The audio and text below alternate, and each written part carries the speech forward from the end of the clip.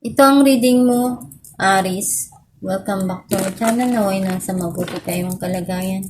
While watching the channel, it's the general reading. Kayo nang bahalang magpalit-palit ng situation nyo sa reading ko.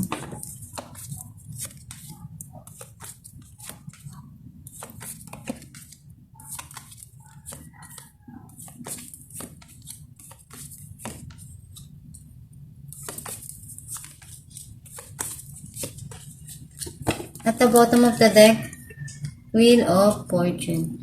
I feel like yung energy mo, nasa-sense ko na naandun yung mga bagay na gusto mong mangyari sa buhay mo. Yung harmony, yung katahimikan, yung nagagawa mo yung mga bagay na alam mong may peace of mind. And something here na iniisip mo na nagkaroon ng ending dun sa cycle. At gusto mo uling magkaroon ng new beginning or new cycle sa buhay mo na maging maganda yung darating. Alamin natin kung ano mensahe ng iyong gabay. Alamin natin kung anong mensahe ng card mo.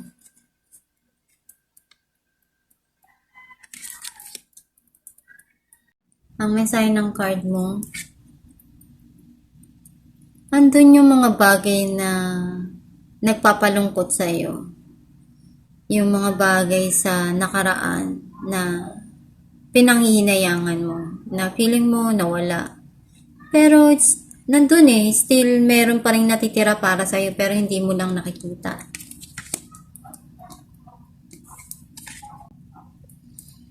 Still keep on holding dun sa past. Pwedeng person, pwedeng relationship or situation na hindi mo mapakawalan ngayon. Some of you, you're trying to save something here. And unti-unti naman na nakikita mo sa sarili mo na kailangan na gamutin kung ano man yung nangyari sa buhay mo, sa puso mo, sa sarili mo. Some of you na mas naging matatag yung pananalig mo. You're building something here para sa future mo. Pwedeng sa trabaho or sa bahay. You're trying to fix something. And binabalance mo muna ngayon lahat kasi meron ka pang justice na sinisik, kumbaga hinahanap mo na maibigay sa'yo. Some of you, makukuha nyo to.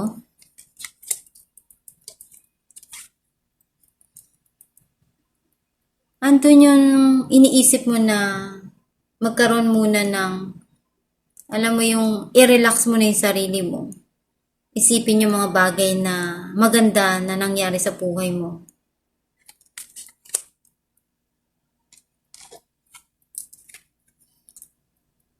And nakikita ko na something here na binigay mo lahat ng makakaya mo, yung effort.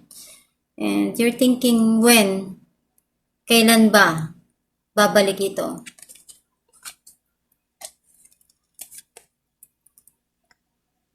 Gusto niya makipag-usap or may gusto kang kausapin. Something na clarity na darating para dun sa nangyari sa buhay mo. Dun sa situation. Tanipay natin ng 5 of Cups. 2 of Swords and the Chariot. Marami kang pagsubok na na-overcome mo. Marami kang natutunan doon. And para sa'yo, mas lalo kang kumbaga naging malawak yung pananaw mo sa buhay. Naripay natin ang Queen of Wands, 10 of Wands and Death.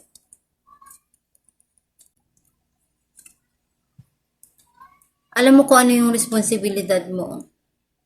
And nandun yung mga bagay na darating sa buhay mo na pagbabago na unti-unting magta-transform yung new beginning para sa sa'yo. Clarify natin ang justice. 5 of Cups and Justice. You're trying to balance yung mga nangyayari sa buhay mo ngayon. At the same time, may mga bagay ka dito na nilulukbak eh. Tinitingnan kung kaya pa ba. Or iniisip mong makuha yung gusto mo na justice dun sa situation. Clarify natin ang 7 of Pentacles. Death and Ace of Wands. May parating dito na malaking pagbabago dun sa mga bagay na hinahanap mo before. Kasi nakikita ko dito na something na nagkakaroon ng magandang connection. Kasi ginawa mo naman lahat ng makakaya mo dun sa situation and unti-unting nare-realize ng tao or some of you nakikita ko na meron kang pinagkakabisihan or may sisimulan ka dito project or opportunity para sa'yo na magbibigay sa'yo ng malaking changes sa buhay mo. Clarify natin ang 4 of Pentacles.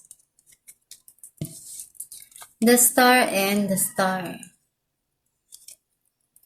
Palagi kang nagdadasal, nangangarap, umaasa, na one day, makukuha mo yung mga pangarap mo sa buhay. And I think, ibibigay sa'yo yung gusto mo. Kasi andun yung the star, wish mo na yan, oh. At ayan, oh. Hawak-hawak mo na. Clarify natin ang 3 of Pentacles. 3 of Wands and the World. May hinihintay ka dito na galing sa malayo. Pwedeng sa abroad. Kasi this is a travel card. And you're trying to do something here. May inaayos ka. Pwedeng something na pwedeng involve yung pera. Lalabay natin ang 4 of Swords. 2 of Pentacles and 2 of Pentacles. Hindi ka pa handa, oh.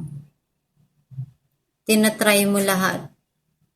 You're trying to balance everything. Pero, natatakot ka pa. Kasi magsimula uli.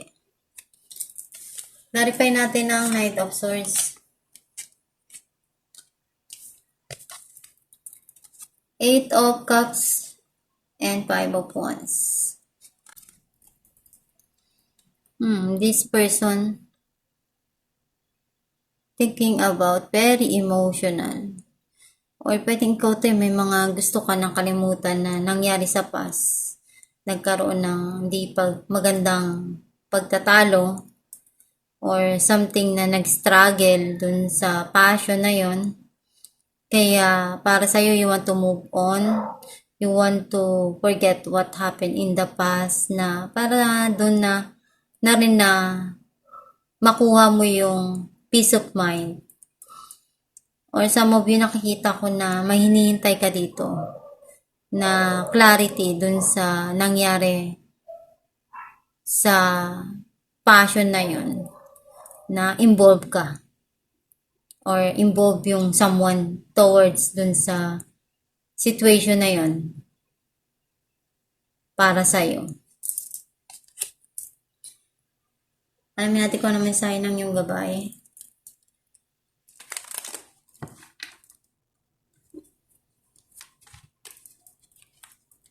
Shower of abundance. To heal your financial situation, first give us your worries concerning money.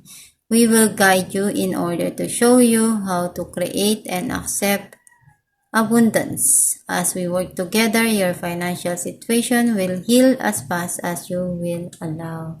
Ang mensahe ng yung gabay na andyan lang sila to help you. Basta magdasal ka lang palagi. Gawin mo lang yung makakaya mo, yung part mo dun sa mga pangarap mo. And tutulungan ka nila para gamutin o i-heal yung mga nangyayari dun sa financial na sitwasyon mo. Kung feeling mo hindi ka pa dun, hindi mo pa na kukuha yung mga gusto mo. Basta magdasal ka lang palagi at alam mo naman sa sarili mo kung ano yung mga pangarap mo. Pagsumikapan mo, pagtiyagaan mo, at magpakatatag ka doon sa mga bagay na dumarating sa'yo. Nandyan lang yung gabay mo. Magdasal ka lang palagi at hilingin mo kung ano yung mga bagay na gusto mo marating sa buhay. At gawin mo lang yung nararapat doon sa mga sitwasyon na dumarating sa buhay mo. And magdasal ka na ibigay yun sa'yo. Kung ano yung mga pangarap mo na yun. And alam mo naman kung paano at ano yung gagawin mo. Binibigyan ka naman nila palagi ng mga idea, magandang desisyon dun sa mga dumarating sa buhay mo.